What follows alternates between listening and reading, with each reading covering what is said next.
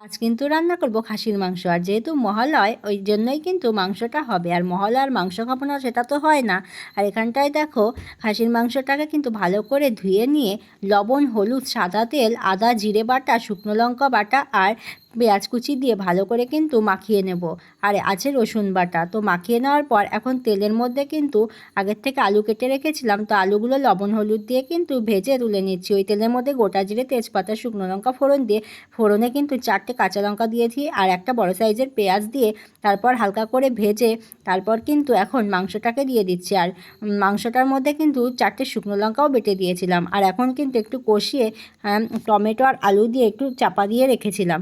তো ঢেকে রান্না করলে পারে কিন্তু খাসির মাংসটা তাড়াতাড়ি সেদ্ধ হয়ে যায়। আর এখন দিয়ে দিলাম একটু ধনে গুঁড়ো দিয়ে আবার কষিয়ে নেওয়ার পর এখন জল দিয়ে দিচ্ছি।